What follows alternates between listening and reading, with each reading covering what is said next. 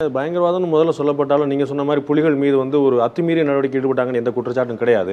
தமிழர்களையே கேடயமாக பயன்படுத்துறான்னு சர்வதேச குற்றச்சாட்டு. ஒரு சும்மா ஒரு குற்றச்சாட்டு தம்பி. தமிழர்களை கேடயம்னா என்ன தம்பி? மக்களை தூக்கி தலைக்கு மேல இப்படி வச்சுக்கிட்டு நிக்கிறதா?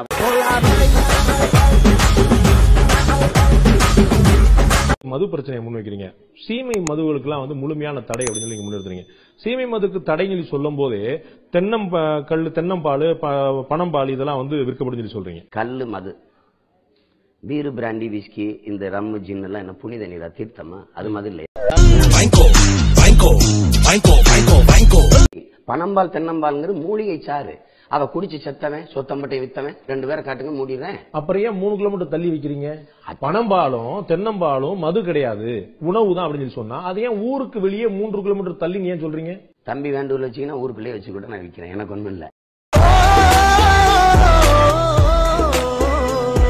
தேசிய கொடி வந்து வேற ஒண்ணு இருக்கும், தமிழ் தேசிய தனி கொடி, தமிழ் தேசிய கீதம் வேற, தமிழ் தாய் வாழ்த்தே வேற. அதுலலாம் நீங்க என்ன குறை கொண்டீங்கன்னா தனியா தமிழ்நாட்டுக்கு ஒரு கொடி ஏன் தேவைப்படுது? இந்தியாங்கிற ஒரு ஒருமைப்பாட்டுக்குள்ள தான் நீங்க இருக்கீங்க, அதே நீங்க ஏற்றுக்கிட்டு செஞ்சிருக்கீங்க. இந்தியாவினுடைய விலங்கு புலி இருக்குது, இந்தியாவினுடைய தேசிய பறவை மயில் இருக்குது. அப்ப எனக்கு ஏன் மணிப்புறாவையும் ஆடை வரையாட்டையும் எனக்கு ஏன் காளை மாட்டையும் கொண்டு வந்தீங்க? எனக்கு தனி மரம்னு தேசிய மரம் பனைன்னு ஏன் கொண்டு வந்தீங்க?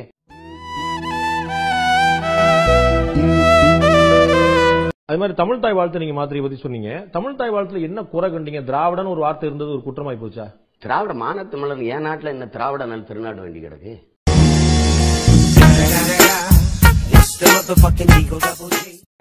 ஆரியம் போல் வழக்கொழிந்து அப்படிங்கறத நீக்கிருக்காங்க.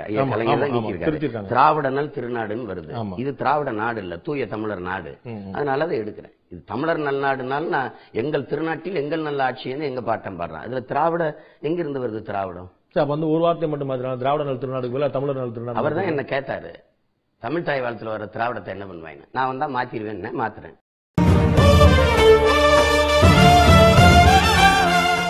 விவசாயம் வந்து அரசு ஊழியர் ஆயிடுவாங்க, ஆடு மாடு மேய்க்கிறலாம் ஒரு அரசு ஊழியர் ஆக்கிடுவாங்க, எல்லாருமே அரசு ஊழியர் ஆக்கிடுவாங்க. கொசு மருந்து அடிக்கிறேன், அரசு வேலை பாக்குறானா இல்லையா? ஆமா. இந்த டாஸ்மார்க்ல சாராயம் ஊற்றி கொடுக்குறவன் அரசு வேலையா இல்லையா? ஆமா. சரி, வக்கீல் அரசு, டாக்டர் அரசு, பொறியாளர் அரசு, இன்ஜினியர் அரசு, எல்லாரும் அரசு. எல்லாருக்கும் சோறு போடுறேன், ஆத்தாள புண்ணிய அரசு வேலை இருக்கக்கூடாது?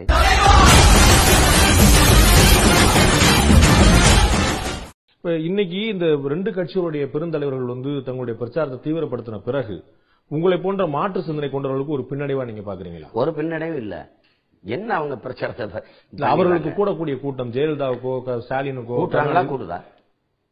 அது மக்கள் தான் சொல்லணும்.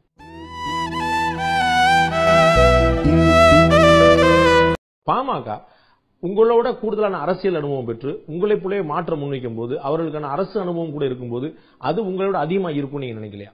அது இருக்குது, இருக்கல. இப்ப நான் வந்து ஜெயலலிதா கருணாநிதியை முந்தணும்னு நிக்கிற போது அதுக்கே மாற்றம் நிற்கும் போது இதை பேசிட்டு இருக்க வேண்டியது இல்ல.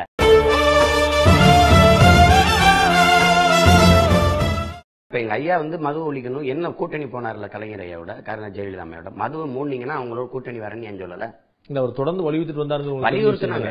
சும்மா நானும் ஒரு அறிக்கை விட்டேன் அப்படின்னு விட முடியாதுல்ல. எல்லாரும் இப்ப ஐயா கலைஞரை பாத்தீங்கன்னா 1986 நான் ஈழத்தமிழர்களுக்காக மாநாடு போட்டேன், அப்ப 96 போட்டேன், அப்புறம் அங்க போட்டேன், எல்லாம் போட்டு எங்களை தூக்கி சுடுகாட்டுல தானே போட்டீங்க.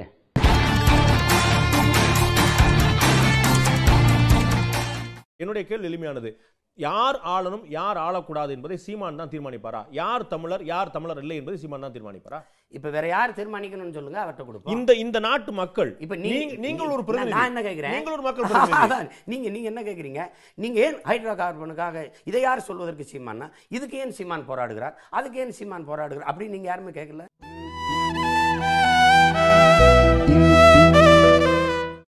தொல்காப்பிய பூங்கா எழுதின, திருக்குறளுக்கு உரை எழுதின திரு கருணாநிதி அவர்களை வந்து நீங்க அந்த லிஸ்ட்ல சேர்க்க மாட்டீங்க. கர்நாடக மத்தியில வந்து நான் தமிழச்சி தான், நான் வந்து ஒருபோதும் கன்னடம் சொல்ல மாட்டேன் கேட்டீங்க. திருப்பி கேட்டீங்க.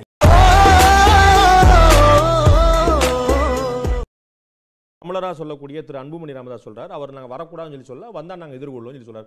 திரையுலகத்திலே தேடிட்டு இருக்காதீங்க, மற்ற கொஞ்சம் கரைக்கும் வாங்கன்னு சொல்லி சொல்றாரு. அவ்வளவுதான். அப்ப வரக்கூடாதுங்கிற நிலைப்பாடு எடுக்கக்கூடிய ஒரே அவங்க அவரோட கூட்டணி வைக்க வாய்ப்பு இருக்கு. எனக்கு அது அவசியம் இல்லை, நான் எதிர்க்கிறேன். சிவனாயிருந்தாலும் ரஜினிகாந்துக்கு என்ன தகுதி இருக்குன்னு சொல்லுங்க நீங்க முதல்ல. நீங்க சொல்ற 47 ஆண்டுகள் நடிச்சிருக்காரு. அதை தவிர வேற குறைஞ்சபட்சம் எம்ஜிஆருங்கிறவர் காங்கிரஸ்ல இருந்தாங்க, நடிச்சுக்கிட்டே கட்சியில் இருந்தாங்க. திருப்பி திராவிட முன்னேற்ற கழகத்துக்கு இணைஞ்சு நீண்ட நாள் அதில் பயணம் செஞ்சு அரசியல் தேர்தல் பரப்புரை செய்து எம்எல்சியாக இருந்து அதில் பொருளாளராக இருந்து எம்ஜிஆர் கட்சியில் இருந்து இருங்க. நீங்க இங்க பாருங்க, ரஜினிகாந்த் வந்தா ஒரு அமெரிக்க மாப்பிள்ள, ஒரு டாக்டர், இன்ஜினியர், அதெல்லாம் கிடையாது. Straight hero. வந்தா முதலமைச்சரா வருவேன், இல்லைன்னா வர மாட்டேன்.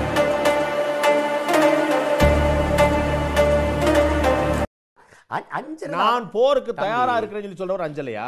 போருக்கு வந்துடாதீங்கன்னு சொல்றவர் அஞ்சலாரா? போருக்கு தயாரா இருக்கிறது எப்போ அவர் சொல்றாரு? எப்படி தயார்னா, யாருமே இல்லாத பொட்டல்ல கத்தி எடுத்து கொடுங்க போருக்கு போறேன்னா, நீ அம்மையார் ஜெயலலிதாவும் ஐயா கலைஞரும் ஆளுமையா இருக்கும்போது ஊடகத்து வர்றவங்க நாங்க கட்சி ஆரம்பிச்சு.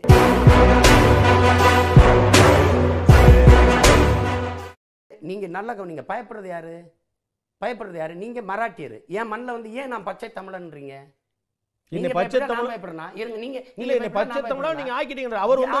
அவர் மராட்டியர் இல்லன்னு சொல்லல, அவர் கன்னடர் இல்லன்னு சொல்லி சொல்ல, என்னை பச்சை தமிழராக ஆக்கி விட்டீங்கன்னு சொன்ன. அப்படி ஆக்கி விட்டு வண்ணம் பூசி விட்டோமா?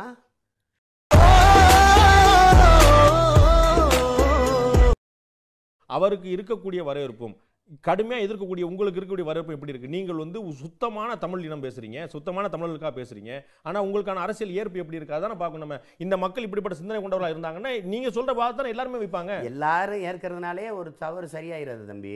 நீங்க அது ஒன்றும் இல்லை, என் தத்துவ நிலைப்பாடு இது. நீ ஏற்கிறதும் எதிர்க்கிறதும் ஓ விருப்பம். நீங்க இப்போ வந்து அவரை காட்டுற அளவுக்கு ஊடகம் என்னை காட்டுமா? நானும் பேசுறேன், ரஜினியும் பேசுவோம், 2 பேரும் ஒரே நேரத்தில் பேசுவோம் மக்களுக்கு. 2 பேர். அவரும் பேசட்டும், வந்து என்ன செய்வாரு, நான் வந்து என்ன செய்வேன், அப்படி ஒரு போட்டி வச்சு பார்ப்போம். மக்கள் யாருக்கு ஆதரவு கொடுக்குறாங்க பார்ப்போம்.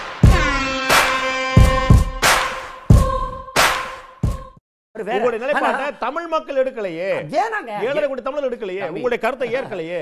இது அப்புறம் அது அவங்களுக்கு சொல்லுங்க ஏன் எடுக்கலைன்னு. அது வந்து நான் சொல்றது மான உணர்வு, இன உணர்வு இருக்கிற ஒவ்வொரு தமிழனுக்கும் இந்த இனம் வீழ்ந்துருச்சு, நம்ம உரிமை பறி போயிருச்சு, இதுல இருந்து மீண்டு எழணும்னு துடிக்கிற ஒவ்வொரு பிள்ளைக்கும் நான் சொல்றது சரின்னு படும்.